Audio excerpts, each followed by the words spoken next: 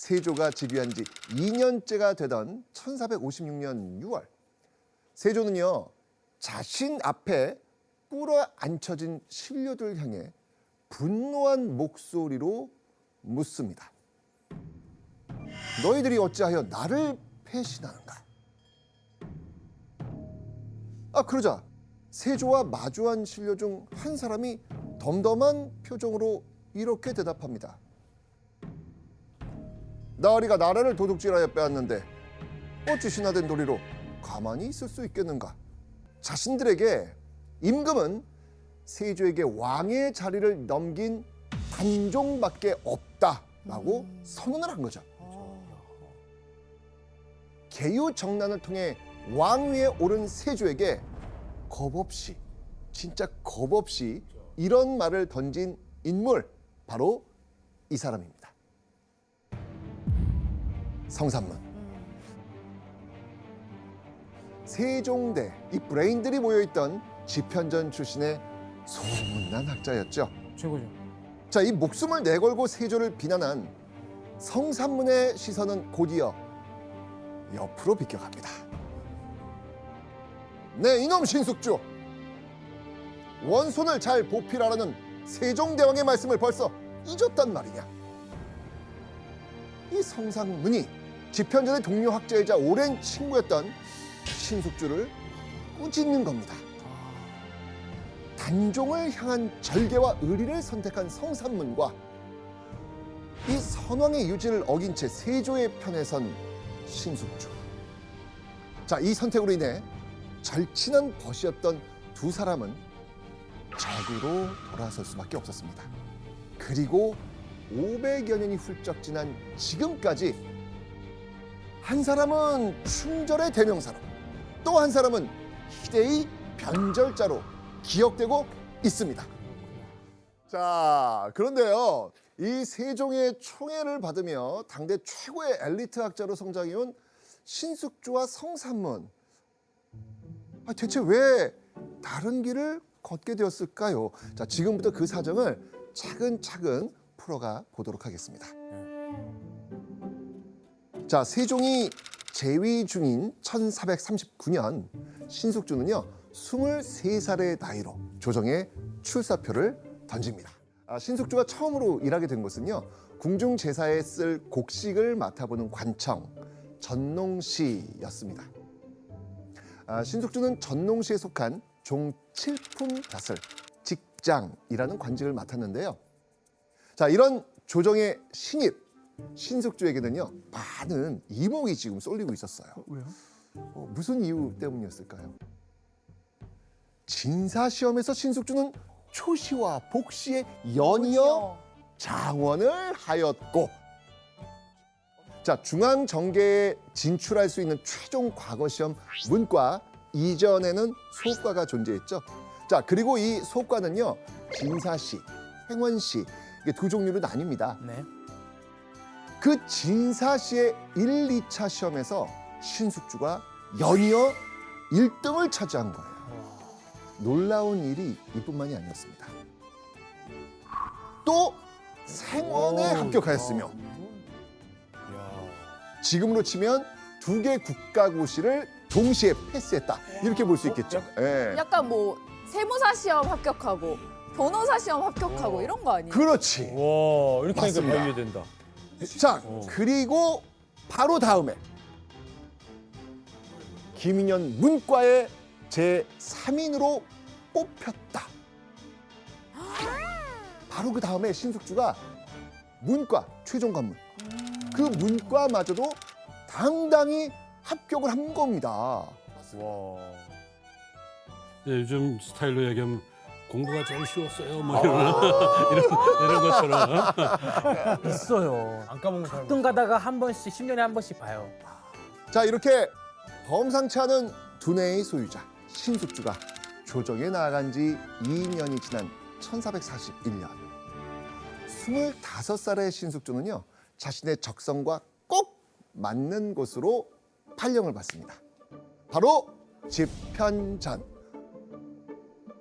집현전은요 조정의 중심으로 성장할 젊은 인재들만을 모아놓은 그야말로 세종의 싱크탱크. 브레인들만 모아둔. 그러니까. 신숙주가 당대 최고의 인재로 인정받고 집현전에 배정받게 된 겁니다. 그리고 이곳에서 신숙주는 글쎄요, 이게 인연인지 악연인지 모를 한 사람과 만나게 됩니다. 바로 성삼문이었습니다. 성삼문은 신숙주보다 한 살 어리고 음흠. 그런데 1년 먼저 과거에 급제해서 관직에 나옵니다. 오호. 그러니까 정말 뛰어난 인재였던 거지요. 또래 사이였던 두 사람은 당시에 굉장히 촉망받는 학자로서 집현전에서 같이 활동하게 됩니다. 두 사람은 서로 학문을 겨루고 상대방의 학식에 감탄하면서 가장 가까운 동료이자 친구로 함께 성장을 하게 됩니다. 그리고 신숙주는요, 집현전에서 어떤 계기로 인해서 세종의 마음까지 제대로 사로잡게 되죠. 이효정 씨, 신숙주는 어떻게 해서 세종의 마음을 확 사로잡았습니까?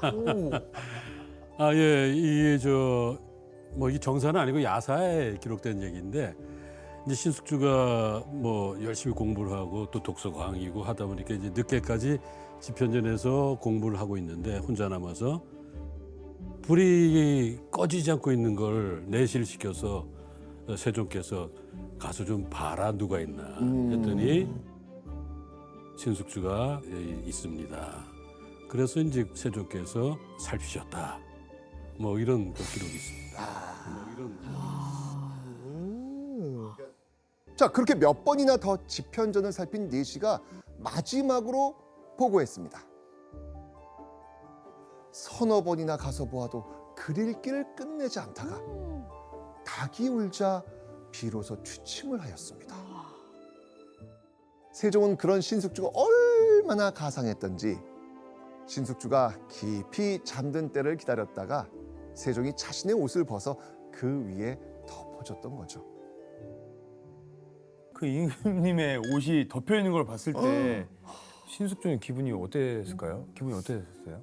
뭐 일단 그 용포가 내 몸 위에 걸쳐져 있다는 건 어마어마한 일이 있으니까 깜짝 놀라면서 또 한편으로는 이 시간에 왕께서도 주무시지 않고 있었다는 얘기니까 오히려 신숙주한테 그게 자기 자신을 갈고 닦는 그런 모티브가 되지 않았을까 뭐 그렇습니다.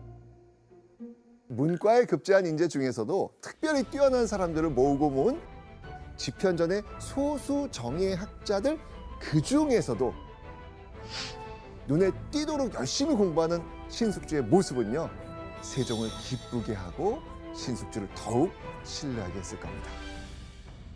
남다른 학구열로 세종의 눈도장을 제대로 찍은 신숙주는요, 1443년 세종의 명령을 받고 이곳으로 떠나게 됩니다. 해동 제국 총로인데 이름 그대로 바다 동쪽의 주변국을 그린 지도입니다. 바로 일본을 의미합니다. 1419년 세종대 이 대마도를 정벌한 이후에 일본과의 왕래가 끊어졌었는데요. 신숙주가 오늘날 기록관에 해당하는 서장관으로 임명돼서 일본으로 떠나게 된 거예요. 신숙주는요, 가는 곳마다 산천의 경계와 요충지를 살펴가지고 이렇게 지도를 작성합니다. 이때 기록으로 신숙주는요, 조선 초기 한일 외교 관계를 알 수 있는 책 해동 제국기를 저술하게 됩니다. 해동제국기는 한일 관계의 역사적 변천 등 일본에 대한 최초로 종합적인 정보를 정리한 책이지요. 그러니까 이를테면 조선의 대일 외교 지침서이자 일본 연구의 대표적이고 유일한 사료라고 할 수 있습니다. 사신으로서의 임무는 물론이고요, 세종의 미션까지 훌륭하게 완수하고 일본에서 돌아온 이 신숙주. 근데 세종은 또 그런 신숙주에게 또 한 번 어디론가 떠나라고 합니다. 바로 자신의 수건 사업을 맡기기 위해서였죠. 자, 신숙주에게 맡긴 세종의 수건 사업. 대체 뭐였을 것 같아요? 자, 이 책이 혹시 뭔지 알고 계세요? 아, 홍인정은 해례본. 맞습니다. 백성을 가르치는 바른 소리, 바로 훈민정음 해례본입니다. 한글이 어떤 원리를 바탕으로 어떤 과정을 통해 만들어졌는지 설명하는 책이에요. 그러니까 이를테면 한글 해설집. 이런 훈민정음 해례본을 만들기 위해서 세종이 신숙주를 명나라로 보내겠다고 합니다. 자, 그리고 이때 명나라로 향하는 신숙주의 곁엔 또 다른 인물도 있었습니다. 신숙주와 성산문 등을 보내어 요동에 가서 황찬에게 어음과 자훈을 질정하게 하였다. 두 사람은 세종의 수건 사업인 훈민정음의 완성을 위해서요, 머나먼 요동을 십수번이나 왔다 갔다 합니다. 그 훈민정음 창제 당시에 상당수의 집현전학자들이 자료 수집, 어문학 연구에 같이 참여를 합니다. 그 중에서도 세종의 신뢰가 깊고 명나라에 가서 가장 핵심적인 내용을 확인해 올 수 있는 그 인재로 생각해서 신숙주와 성산문을 보냈던 걸로 생각됩니다. 특히 이 신숙주의 언어적 능력이요, 독보적이었대요. 연려실 기술에 의하면요, 신숙주는요, 중국어, 일본어, 몽골어, 여진어 4개 국어가 가능했던 거예요. 와, 언어 천재네. 그러니까 통역사 없이도 의사소통이 가능한 데다가 심지어 번역까지 직접 할 수 있을 정도였다고 했습니다. 자, 그렇게 1446년 9월 29일 신숙주와 성산문을 비롯한 집현전학자들의 그 노력으로 마침내 훈민정음이 반포가 되죠. 자, 이 세종의 브레인다운 뛰어난 활약 때문이었을까요? 세종은요, 신숙주를 향해서 이런 평가를 남깁니다. 신숙주는 큰 일을 맡길 만한 사람이다. 이거 학문뿐만 아니라 국정 운영을 맡겨도 큰 일을 해낼 인물이라고 극찬을 한 겁니다. 그래서 세종은요, 종종 손자인 단종을 안고 집현전을 찾아와서 이렇게 말했답니다. 나의 사후에 이 아이를 잘 보살펴주라.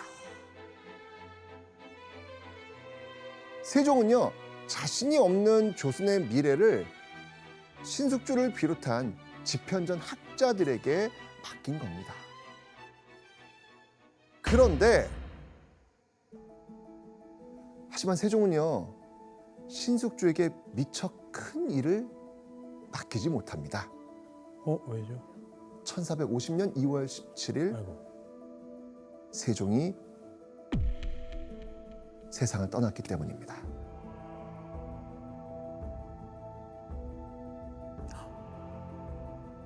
스물세 살 조정에 나와 34살의 나이가 되기까지 삶의 이정표나 다름없었던 이 세종. 그 세종의 죽음. 와, 뭐 신숙주는 이때 거의 패닉에 가깝지 않았을까라는 생각이 듭니다. 하지만 신숙주는요, 마음을 다잡았을 겁니다. 죽은 세종을 위해서라도 그의 적장자로서 왕위를 이은 문종을 잘 보필해야 했거든요. 그런데 이 상황이 이 신숙주의 예상과 다르게 흘러가기 시작합니다.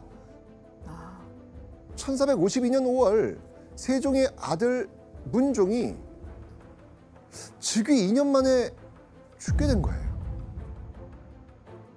그 뒤를 이어 왕이 오른 건 12살에 불과한 세종의 손자 단종이었습니다. 그리고 단종이 즉위한 지 약 3개월이 지난 1452년 8월 10일 신숙주는 운명을 뒤바꾸는 술자리를 갖게 됩니다. 여보게 신숙주, 어찌 문 앞을 지나며 들어오지 않는가? 그 시작은 신숙주를 향한 누군가의 부름이었습니다. 옛 친구를 어째서 찾아와 보지 않는가? 네, 신숙주 자네와 이야기 나누고 싶은지 오래였네. 이 신숙주를 집에 들인 이 인물은요, 신숙주와 함께 술잔을 기울이며 회포를 풉니다. 그러다 농담처럼 이런 말을 건넵니다. 사람이 다른 일에는 목숨을 아끼더라도 사직을 위해서는 죽을 수 있어야 하네. 나와 함께 명나라로 가지 않겠나. 새롭게 즉위한 조선의 왕 단종의 즉위를 명나라의 황제에게 승인받기 위해서였습니다. 나라를 위해서라면 목숨도 바칠 수 있어야 한다면서 자신과 함께 명나라에 가자고 지금 제안을 하고 있는 겁니다. 자, 신숙주에게 이런 제의를 한 인물은 대체 누구였을까요? 자, 세종의 둘째 아들이자 당시 왕이었던 단종의 삼촌 수양대군이었습니다. 신숙주하고 수양대군하고 동년배라고 하더라고요. 그 나이도 같고 수양대군 같은 경우에 이 집현전에서 한글 창제에도 참여하게 해서 지혜를 나누고 할 수 있는 굉장히 가까운 그런 사이가 됐을 거로 생각합니다. 근데 교수님, 이게 지금 수양대군이 단종을 위해서 우리 같이 명나라에 가세라고 이야기했지만 사실 여기는 또 다른 의도도 있죠. 그렇죠. 단종이 즉위한 이후에 당시 좌의정이었던 김종서를 중심으로 한 대신들의 권력이 집중되거든요. 그러니까 그들은 단종을 보호한다는 이유로 정치적 야심이 컸던 수양대군을 견제하기 시작합니다. 그래서 수양대군은 조카 단종의 즉위를 알리는 고명사헌사를 자청하게 됐는데, 그러니까 겉으로는 자신이 정치적 야심이 없다는 것을 강조하는 것이고 속으로는 조정 내에서 자신의 권력을 강화시키려고 하는 등 두 마리 토끼를 잡으려고 했던 거죠. 자, 그런데 왜 수양대군이 콕 집어가지고 신숙주를 데려가려고 했을까요? 수양대군은요, 아버지 세종의 말을 가슴 깊이 새기고 있었습니다. 신숙주는 큰일 맡길 만한 사람이다. 그래서 수양대군은요, 사신단에 신숙주를 끌어들여가지고 자신의 사람으로 만들려고 한 겁니다. 요즘 우리 쉽게 생각하잖아요. 중국 갔다 오는 걸 맞아요. 진짜 쉽게 생각하는데 비행기 한번. 그거 정말 목숨 걸고 갔다 와야 되는 맞아요, 길들이거든요. 맞아요. 그게 그래서 친구 이상의 엄청난 동지의식 뭐 이런 걸 갖게 되는 계기가 아니었을까. 자, 그렇다면 명나라에 함께 가자라는 이 수양대군의 제안에 그때 신숙주는 뭐라고 대답했을까요? 장부가 오. 아녀자 손 안에서 죽는다면 세상 돌아가는 일을 모른다고 할 만합니다. 장부라면 나란 일을 하다 죽는 게 마땅하다라고 하면서 신숙주는요, 수양대군의 제안을 받아들인 겁니다. 수양대군은 약간 왕위를 노리고 있잖아요. 근데 왜 도와주는 거예요? 이 어린 왕이 있으니까 이 노신들이 국정을 만들어 좌지우지하는 걸 보고 자칫 이러다가는 국가에 큰 병고가 있을 수도 있겠다. 그렇다면 이에 반대되는 세력의 힘을 도모할 필요도 있겠다 했을 때 수양대군이 아닐까. 오호. 뭐 이렇게 판단했을 수도 있다. 자, 단종 즉위 초 신숙주 판단에 영향을 끼쳤을 만한 집현전의 상황을 기록으로 한번 알아보겠습니다.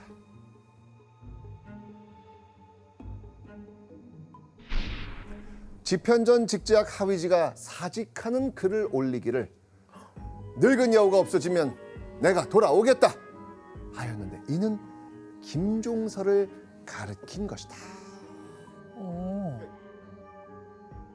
그러니까 일부 집현전 학자들이 권력을 쥐고 이 월권을 휘두르는 대신들에게 반발하고 있는 거예요.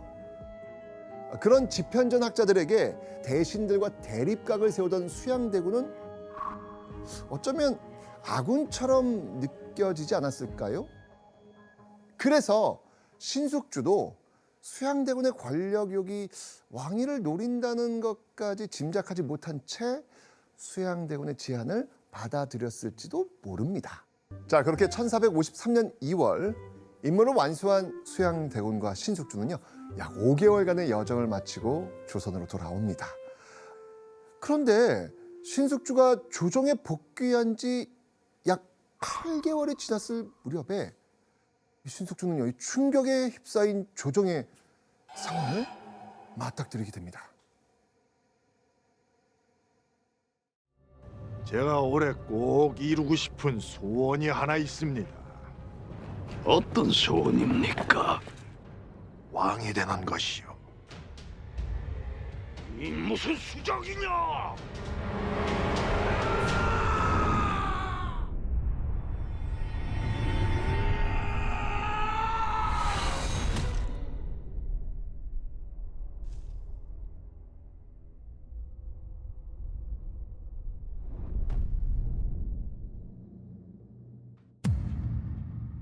계유정난. 너무 유명한. 호시탐탐 왕위를 노리던 수양대군이 조카 단종의 측근 중의 측근인 김종서와 대신들을 불시에 습격한 사건, 바로 계유정난이 벌어진 겁니다. 이때 계유정난의 명분은 바로 김종서와 대신들이 어린 임금을 휘둘러 나라를 어지럽힌다는 이유였습니다. 그리고 수양대군은 계유정난 이후에 핵심 요직을 겸하면서 권력과 경권을 모두 독차지하게 되죠. 그리고 계유정난이 일어난 지 5일 후에 신숙주는 더 큰 혼란에 빠지게 됩니다. 정난의 공을 논하여 신숙주를 2등으로 삼는다. 자, 당시 실권을 쥐고 있던 수양대군이 계유정난에서 어떤 역할도 하지 않은 신숙주에게 2등 공신 이 책봉을 한 거예요. 신숙주만 이렇게 공신 책봉이 된 게 아니고요.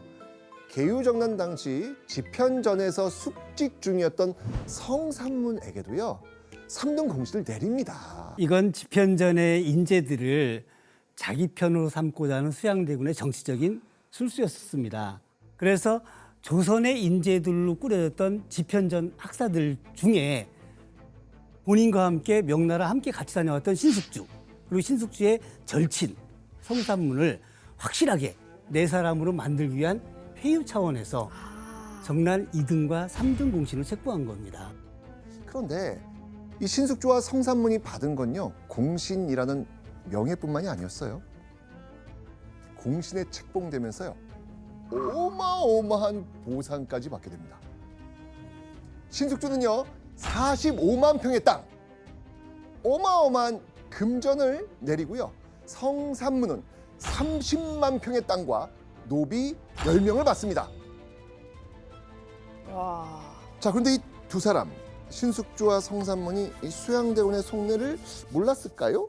성산문은요 계유정난 당시 한 게 없다면서 공신 책봉 취소를 여러 차례 요청합니다. 신숙주 역시 같은 이유로 사양합니다. 한 차례. 이 신숙주는 왜 공신을 한 번만 거절한 거예요? 물론 계유정난의 그 진행 과정에서 그 수양의 방법이 옳은 방법이라고 찬동하는 건 아니었으니까 물론 이제 처음에는 거부를 했지만은 그때 저는 신숙주의 정치인으로 관료로서의 삶의 자세를 읽을 수 있다고 생각하는데 신숙주의 시선은 위를 향하지 않고 아래를 향해 있었다. 어차피 정난이 벌어졌고 이렇게 상황이 바뀐 바에야 빨리 이걸 수습해서 전국을 안정화시키는 것만이 백성들에게 편안한 국가를 주는 것이다. 뭐 이런 판단을 했을 거라고 생각해요. 거기서 이게 올바른 정치인 관료로서의 나의 자세가 아닐까 해서 받아들였다. 그걸 변절차라고. 자, 좋습니다. 그럼 자 이쯤에서 여러분의 선택을 한번 들어보겠습니다.